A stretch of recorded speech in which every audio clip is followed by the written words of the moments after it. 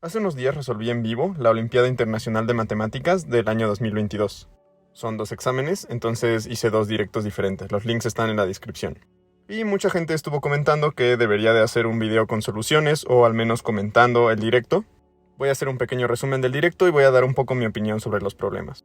Y antes de empezar, quiero felicitar a todas las personas que participaron en el concurso real, que fue este año en Oslo, Noruega. Y bueno, más o menos para que sepas qué esperar de este video, la solución del primer problema yo diría que es accesible realmente para todo público, y además creo que la manera en la que yo lo resolví en el directo ilustra muy bien cómo un olímpico de matemáticas resuelve problemas en general. Yo creo que si te quedas a verlo puedes sacar una lección bastante importante de este problema.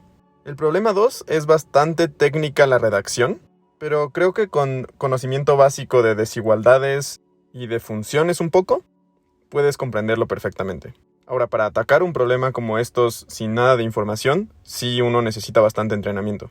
Y finalmente el problema 3, que no lo resolví durante mi directo porque no me salió, es un problema súper bonito de teoría de números con ideas de polinomios, inducción, residuos cuadráticos y otras cosas.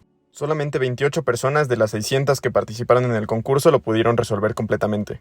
Quédate para ver uno de los mejores problemas de teoría de números en los últimos 10 años de la IMO. Ahora sí, comencemos con el problema 1. El problema dice que tenemos n monedas de aluminio y n monedas de bronce, que a partir de ahora voy a llamar A y B, y están arregladas en algún orden, en fila. La fila tiene longitud 2n, y en alguna posición fija de la fila tenemos un marcador. El problema también define una cadena, que es básicamente una secuencia de letras consecutivas. Por ejemplo, esta es una cadena y esta también es una cadena. Una operación consiste en agarrar la cadena de longitud mayor que contenga a la letra del marcador, quitarla de la lista y ponerla hasta el principio, recorriendo todos los demás elementos, obviamente sin que el marcador se mueva. Y esta operación la repetimos indefinidamente. Y la pregunta es, dada n, que es la cantidad de as, y dada k, la posición del marcador, ¿todos los acomodos llegan en algún momento a tener solo 2 cadenas? Por ejemplo, este acomodo sí llega a tener solo 2 cadenas. Tal vez ahorita el enunciado no está tan claro, y entonces como todavía no está tan claro, vamos a hacer casos pequeños para entenderlo mejor. Chequé los casos de todos los acomodos para n igual a 2, es decir, tenemos 2 a's y 2 b's. Vamos a checar primero el caso n igual a 2, k igual a 2, es decir, nuestro marcador está en la segunda posición. Primero palomeé a, b, b, porque ahí ya tenemos 2 cadenas nada más, entonces ya terminamos. Luego chequé el caso a, b, b, a, que aquí el marcador está en la segunda posición, entonces las b se van para la izquierda. Y el caso AB, primero la B se va a la izquierda, tenemos BAAB, y luego las A se van para la izquierda y ya tenemos AABB. Entonces para n igual a 2 y el marcador en la segunda posición k igual a 2, todos los acomodos terminan en 2 cadenas. Entonces nk igual a 2, 2 sí cumple. Y podemos checar igual los casos para el marcador en la tercera posición y veremos que también funciona. Es decir, todos los acomodos con el marcador en la tercera posición en algún momento llegan a un acomodo en donde hay solamente 2 cadenas. Y no quiero arruinarte todavía si es que existe alguna pareja NK que cumple, porque en este momento del directo yo todavía no lo sabía, apenas estaba checando algunos casos. Es mejor entonces que me acompañes en mi proceso de descubrimiento. Y en este momento es donde se me ocurre la idea principal del problema. Escribí invarianza en el número de cadenas. ¿Qué significa eso? Bueno, veamos, hice un caso aquí, escribí AB, AB, AB, dije hay 6 cadenas diferentes. Después hice un paso y dije hay 4 cadenas diferentes. De hecho ahí no está muy claro dónde puse el marcador, pero me di cuenta de que en el siguiente paso iba a haber probablemente 3 cadenas diferentes. Es decir, en cada operación, la cantidad de cadenas disminuye. Y ahí fue cuando pensé, bueno, si siempre disminuye, entonces en algún momento siempre vamos a llegar a 2. Desde cualquier acomodo, no importa dónde esté el marcador y no importa cuántas monedas tengamos. Eso significa que todas las parejas n, k van a cumplir lo que queremos, y eso fue lo que escribí ahí. Y bueno, spoiler, esa no es la solución correcta. Hice un razonamiento muy intuitivo, pero me fallaron algunos detalles. Y precisamente de esos detalles me voy a dar cuenta ahorita que empiece a escribir. Entonces, algo que muchas veces pasa es que piensas que resolviste el problema, que tienes la idea, y pues ayuda a empezar a escribirlo, empezar a contarle la idea a alguien, digamos, para darte cuenta de que le faltan algunos detalles. Porque cuando cuentas una idea, tratas de formalizarla, de hacerla perfecta, y ahí es cuando te das cuenta de tus errores. Entonces no tiene nada de malo escribir y darte cuenta de que no funciona lo que escribiste. Ahí empiezo a escribir cómo es que disminuye la cantidad de cadenas. Y fíjate que la idea es bastante interesante. Lo que digo es que tenemos una cadena, que es donde está el marcador, y entonces cuando la movemos hacia la izquierda, las dos cadenas que están al lado se van a juntar, y como antes eran dos cadenas y ahora es una, entonces la cantidad de cadenas en el arreglo disminuye. Y sí, fíjate que en un acomodo como este, eso sí sucede. Ahora pausa el video y trata de adivinar en este momento que taché de qué me di cuenta. ¿Cuál es el error? ¿Por qué no funciona completamente esta solución?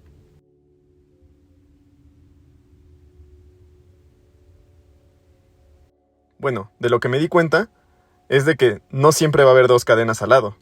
Puede ser que la cadena donde está el marcador es la última o la primera. Y entonces cuando la quitamos, no tenemos dos cadenas que juntar y entonces no necesariamente va a disminuir la cantidad de cadenas.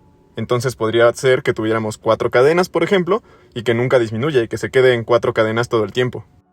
Y si se queda en 4 cadenas infinitamente, no va a llegar nunca a 2 y va a haber una NK que no cumple. Y entonces me puse a tratar de construir un acomodo, un arreglo, en donde eso pasaría. En donde la cadena que toca el marcador siempre es, por ejemplo, la primera. Y aquí es donde lo escribo. El acomodo que encontré es si empezamos con todas A's menos una, después una B, después una A y después todo el resto de las B's. Y nuestro marcador está en una de las primeras n-1 posiciones, es decir, K es menor que N. Entonces ese arreglo nunca se va a mover, porque vamos a tratar de quitar la primera cadena y la vamos a volver a poner al principio, la quitamos, la volvemos a poner al principio y entonces el acomodo no cambia, pero tenemos ahí 4 cadenas y no 2. Entonces ese acomodo nunca va a llegar a 2 cadenas. Eso quiere decir que n, k con k menor que n no cumple que todos sus acomodos llegan a 2 cadenas. Y esa es parte de la respuesta, pero todavía no sabemos qué pasa si k es mayor o igual que n. Pero al menos ya encontramos una parte de la respuesta. Y aquí explico exactamente cómo hago el acomodo y por qué siempre funciona. Entonces, ¿qué pasa ahora si el marcador está más bien del lado derecho? Es decir, de la posición n para la derecha. Traté de hacer un acomodo similar ahí, pero no me salió porque me di cuenta de que lo que hace que funcione del lado izquierdo es que la cosa no cambia. Pero del lado derecho siempre se van a mover las cadenas que están hasta la derecha, hasta la izquierda, y entonces sí va a cambiar. Y eso es lo que estaba viendo ahí con esos casitos. Entonces no necesariamente podemos hacer algo parecido. Y aquí hice algunos casitos y se me ocurrió un caso general en donde siempre puede jalar, que es cuando tienes varias cadenas de la misma longitud. Aquí puse 4, una cadena de B's, una de A's, una de B's y una de A's. Y lo que yo estaba pensando es lo siguiente.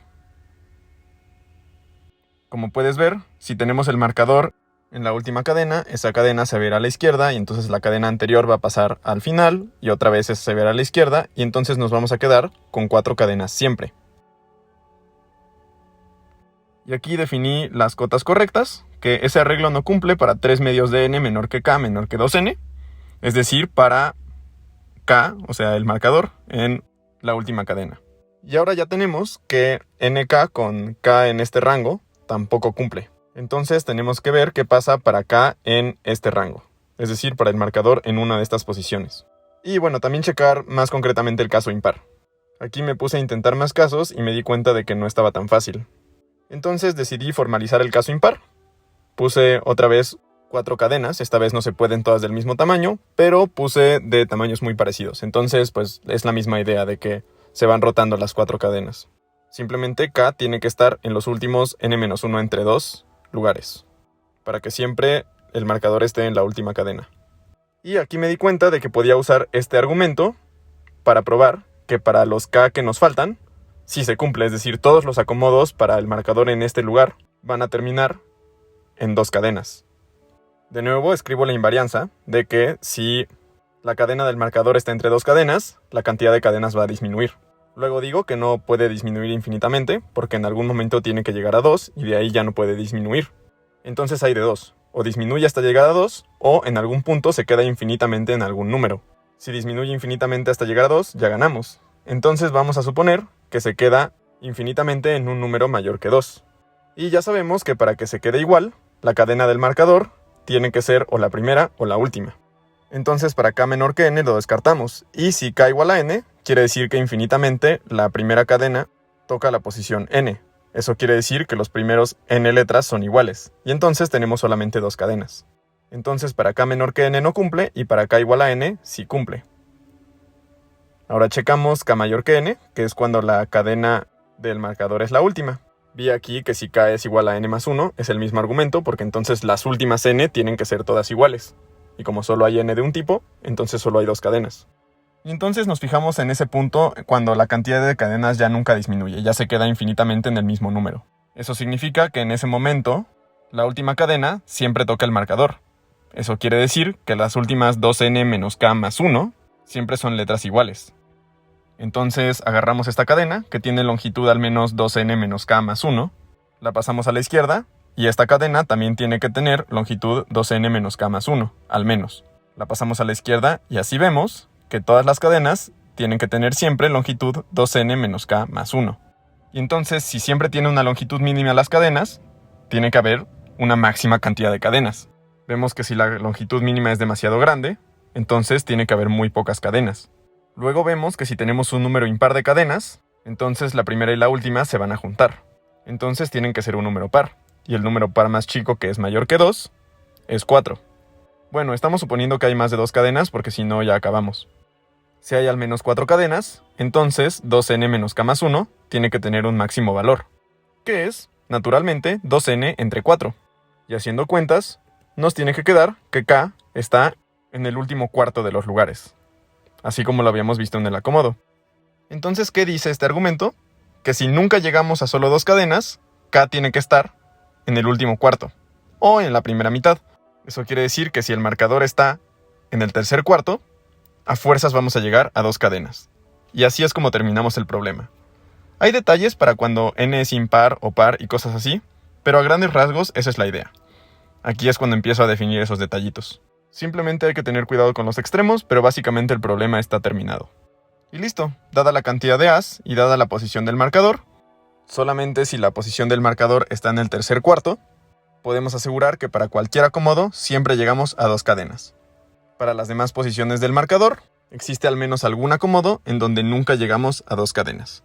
Concretamente, ¿qué significa que k esté en el tercer cuarto? Aquí está circulado. n menor o igual que k, menor que 3 medios de n más 1. Pero esos son detalles no importantes. Y pues sí, creo que lo bonito de este problema es que es poco convencional, tiene una respuesta un poco rara, pero con esta idea bonita de que siempre se reducen las cadenas a menos que cierta cosa pase, sale el problema bastante naturalmente. Entonces creo que la moraleja de este problema, en general para resolución de problemas, es fijarte en cosas que no varían.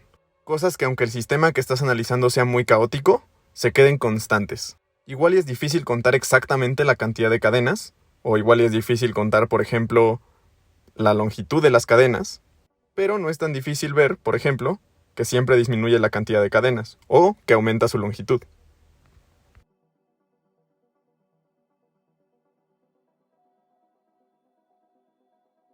Continuemos ahora con el problema 2.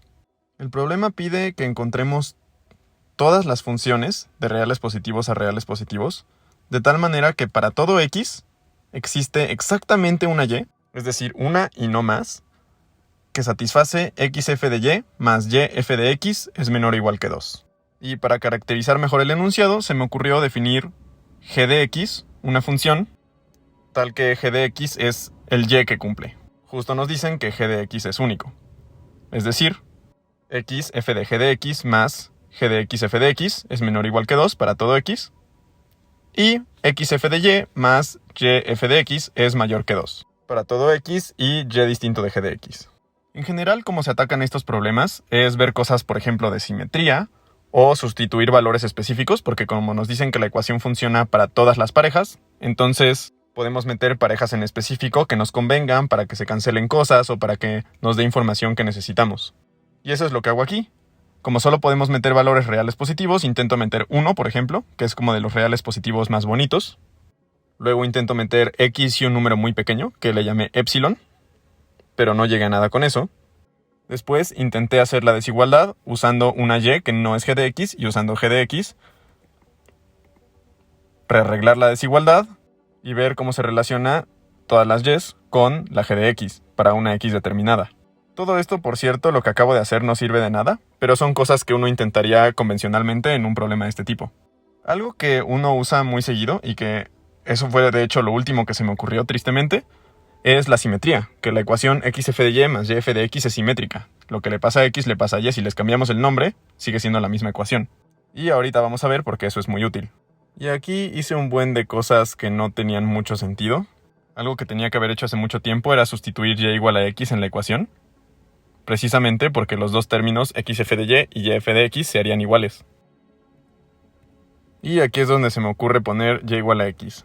Me di cuenta de que ya los términos se hacen iguales. 2xf de x es mayor que 2, si g de x es distinto de x. Y entonces f de x sería mayor que 1 entre x, para todo x que g de x sea distinto de x. Traté de definir una función alterna, que era f de x entre x, para ver si podía hacer algo de tamaños con eso, pero no sirvió de nada. Y aquí lo escribo más formalmente. Si x no es g de x, entonces f de x es mayor que 1 entre x. Y eso está bonito porque tenemos una cota simple sobre cómo es f de x, que es lo que queremos encontrar, en términos de x. Ahora aquí, usando esa desigualdad que obtuvimos, llegamos a que g de x entre x más x entre g de x es menor o igual que 2. Y yo sé por MAMG que eso no pasa nunca a menos que x sea igual a g de x. Entonces aquí lo escribo más formalmente. Para que eso pase, aquí primero usamos la desigualdad de f de x mayor que 1 entre x. Y luego aquí voy a hacer otra suposición, nada más porque me conviene, que g de x no sea g de x. Si eso pasa, entonces f de g de x es mayor que 1 entre g de x. Y entonces tenemos esta desigualdad, que 2 es mayor o igual que g de x entre x más x entre g de x. Que por media aritmética media geométrica sería mayor o igual que 2. Y eso claramente no puede pasar. 2 no puede ser mayor que 2. Entonces, como ahí llegamos a una contradicción, una de las dos suposiciones que hicimos, g de x distinto de x y g de x distinto de g de x, tiene que ser falsa. Y ahora de ahí hay un argumento de simetría con el que podemos llegar a que las dos suposiciones son en realidad la misma, pero me voy a dar cuenta de ello hasta el mero final. Luego me puse a hacer un montón de cosas que no servían, hasta que decidí que la suposición más fuerte era g de x igual a x, porque esa implica la segunda, la de g de x igual a g de x. Y bueno, si g de x igual a x para toda x, entonces xf de y más yf de x es mayor que 2 para todo y distinto de x, porque y sería distinto de g de x. Y entonces, también tenemos que es f de x menor o igual que 1 entre x. En ese momento me di cuenta de que la función f de x igual a 1 entre x cumple. Sí cumple porque eso haría que la ecuación sea y entre x más x entre y menor o igual que 2 para exactamente un y. Y pues eso sí es cierto porque eso solo se cumple para y igual a x. Para todos los demás, por MAMG, esta cosa es mayor que 2. Entonces, dije, ¿qué pasa si hay una f de x que es menor que 1 entre x? Es decir, es 1 entre x menos epsilon. Entonces me consideré otra y llegué a esta ecuación. Entonces lo que nos está diciendo es que x entre y más y entre x es 2 más epsilon y. En mi experiencia, cuando x y y son muy parecidos, esta expresión se parece mucho a 2.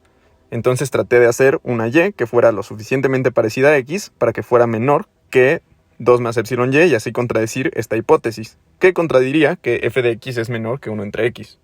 Y ahí me puse a hacer cuentas que explicaré al final, pero básicamente llegué a que sí podíamos escoger esa y.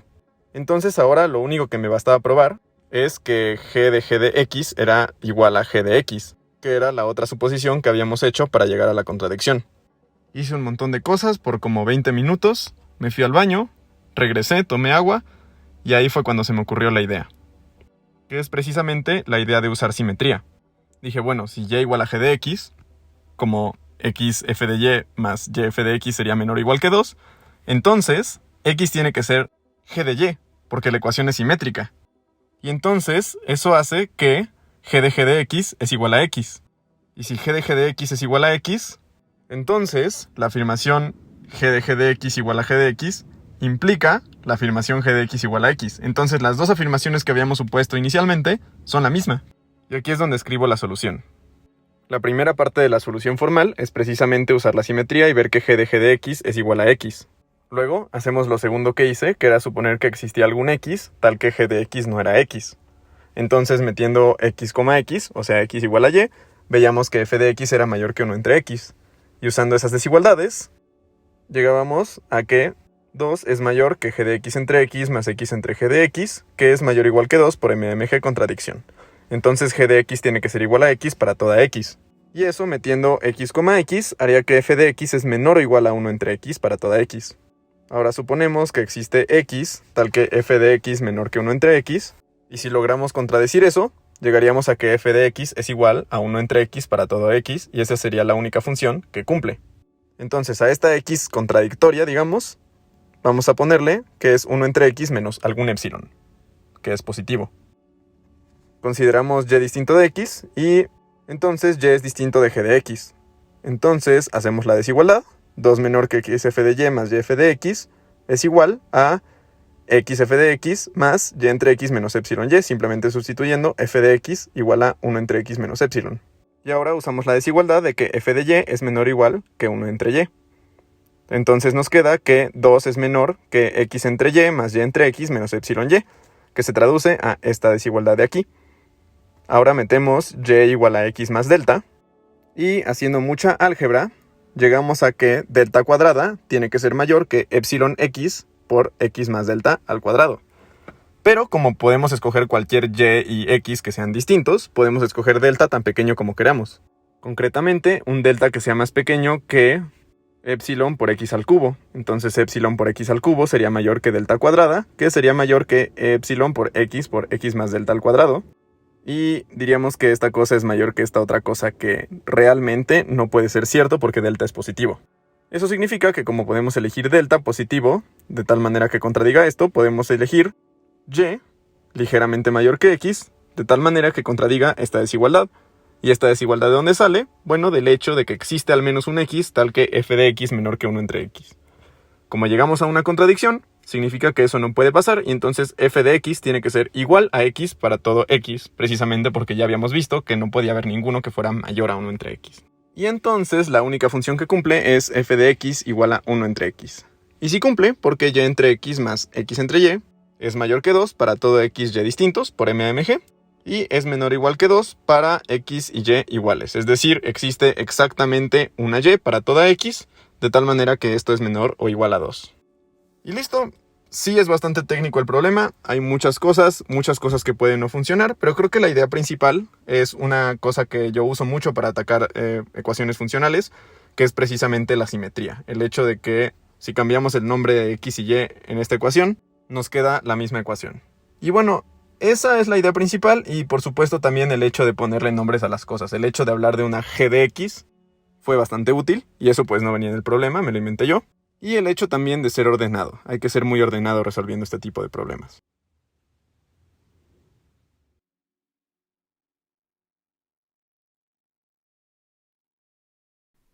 Sobre el problema 3, como no hice tantos avances en el directo, prefiero realmente no comentar porque no llegué a nada. Entonces más bien voy a compartir la solución. El problema dice que tenemos k, un entero positivo, y s, un conjunto de primos impares, por supuesto distintos, y lo que queremos hacer es organizar esos primos en un círculo, de tal manera que cualesquiera dos vecinos, dos consecutivos, sean de la forma x cuadrada más x más k, donde x es un entero. Y lo que queremos demostrar es que podemos hacer eso de a lo más una manera distinta, sin contar por supuesto rotaciones y reflexiones. Y una manera natural de empezar el problema es ver casos chiquitos. El caso más pequeño que tiene sentido es cuando solo tenemos 3 primos. En ese caso, ni siquiera tenemos que pensarlo, solo hay una manera distinta de ordenarlos, precisamente porque todas las maneras de ordenar 3 cosas son rotaciones y reflexiones de la misma. Entonces, para 3 cosas ya lo probamos. Ahora, la siguiente idea fuerte, que también es muy común en Olimpiadas, es ordenar los primos, o al menos considerar el mayor. Vamos a llamar P al mayor primo de todos, y vamos a decir que Q y R son sus vecinos en algún arreglo. Y lo que vamos a demostrar es que en realidad son sus vecinos en todos, es decir, P no puede tener otros vecinos que no sean Q y R. Y para eso consideramos el polinomio x cuadrada más x más k. Ese polinomio, como es cuadrático, tiene a lo más 2 raíces módulo P. Vamos a decir que esas 2 raíces son alfa y beta. Eso quiere decir que alfa y beta son los únicos números menores que P que cumplen que x cuadrada más x más k es múltiplo de P. Y veamos que precisamente alfa cuadrada más alfa más k y beta cuadrada más beta más k tienen que ser PQ y PR.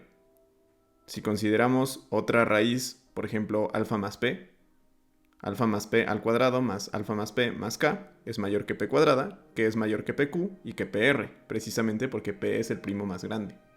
Entonces, como alfa y beta están definidos, PQ y PR tienen que estar definidos. Y entonces solo hay una opción para quienes pueden ser Q y R. Entonces, PQ igual a alfa cuadrada más alfa más K y PR igual a beta cuadrada más beta más K.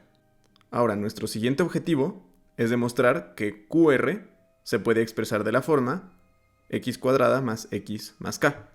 ¿Por qué nos interesa eso? Precisamente porque podemos hacer inducción. Tenemos el círculo, tenemos P, Q y R. Entonces queremos ver que estos n' solo se pueden arreglar de una manera. Pero entonces, si QR es de la forma x cuadrada más x más K, y los n' están arreglados de la forma que queremos, entonces aquí tenemos n-1' arreglados de la forma que queremos. Entonces podemos hacer una hipótesis de inducción. Decir que como están arreglados de la forma que queremos, es la única. Y entonces, para n tiene que ser la única porque p solo lo podemos meter entre q y r. Y además ya tenemos base de inducción, porque hicimos el caso para solo 3 primos, en donde claramente solo hay una opción. Entonces nada más nos queda probar que QR es de la forma x cuadrada más x más K. Para eso vamos a restar estas dos ecuaciones. Nos queda P por Q menos R igual a alfa menos beta por alfa más beta más 1. P no puede dividir a alfa menos beta porque ambos son residuos módulo P y son menores que P. Y además son distintos. Si fueran iguales, entonces Q y R serían iguales. Entonces P tiene que dividir a alfa más beta más 1. Pero como son residuos, esta cosa no puede ser muy grande. De hecho, no puede ni siquiera llegar a 2P.